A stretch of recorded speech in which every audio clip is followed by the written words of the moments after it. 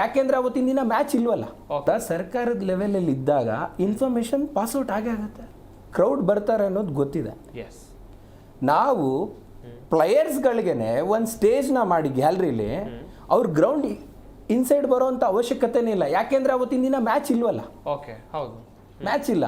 ಎಲ್ಲರನ್ನು ಕೂಡ ಗ್ರೌಂಡಲ್ಲಿ ಬಿಟ್ಬಿಟ್ಟಿದ್ರೆ ನಾವು ಸ್ಟೇಡಿಯಂ ಪ್ಲಸ್ ಗ್ರೌಂಡ್ ಇವ್ರನ್ನೇ ಒಂದು ಗ್ಯಾಲರಿ ಮಾಡ್ಬಿಟ್ಟು ನಿಲ್ಸ್ಬಿಟ್ಟಿದ್ರೆ ಆರಾಮಾಗೆ ನಾವು ಆ ಪ್ರೋಗ್ರಾಮ್ನ ಸಕ್ಸಸ್ ಮಾಡ್ಬೋದಾಗಿತ್ತು. ಅಂಡ್ ಇನ್ಫಾರ್ಮೇಶನ್ ಇರುತ್ತೆ. ನೀವು ಯಾವುದೇ ಬಸ್ ಆಗಿರ್ಬೋದು, ಟ್ರೈನ್ ಆಗಿರ್ಬೋದು, ಫ್ಲೈಟ್ ಆಗಿರ್ಬೋದು, ಮೆಟ್ರೋ ಆಗಿರ್ಬೋದು, ಎಷ್ಟು ಬೇಗ ಎಷ್ಟು ಜನ ಬರ್ತಾರೆ ಅನ್ನೋದು ಮಾಹಿತಿ ಇರುತ್ತೆ. Network also 100%. ಅದು ಕೂಡ ಸರ್ಕಾರದ ಲೆವೆಲಲ್ಲಿ ಇದ್ದಾಗ ಇನ್ಫಾರ್ಮೇಶನ್ ಪಾಸ್ಔಟ್ ಆಗೇ ಆಗುತ್ತೆ. ಸೊ ಇದನ್ನ ನಾವು ಈಸಿಯಾಗಿ ಸಾಲ್ವ್ ಮಾಡ್ಬೋದಾಗಿತ್ತು ಅನ್ನೋದು ನನ್ನ ಅಭಿಪ್ರಾಯ.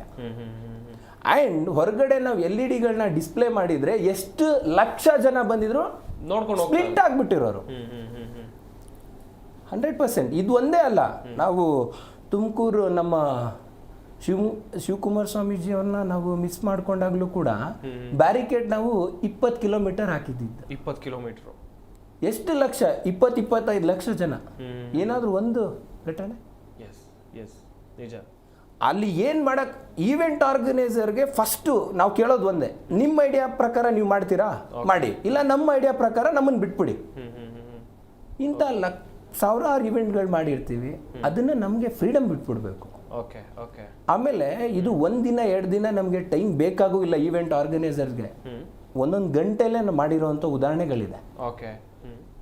ಸೊ ಮೋಸ್ಟ್ ಇಂಪಾರ್ಟೆಂಟ್, ಯಾರು ಆ ಒಂದು ಕ್ರೌಡ್ನ ಕೆಪಾಸಿಟಿನ ಮೇಂಟೈನ್ ಮಾಡ್ತಾರೆ ಅಂಥ ಆರ್ಗನೈಸೇಷನ್ಗೆ ಪಿಚ್ ಮಾಡಬೇಕು. ವೆಲ್ ಸರ್, ತುಂಬ ಚೆನ್ನಾಗಿ ಹೇಳ್ತಾ ಇದ್ರಿ.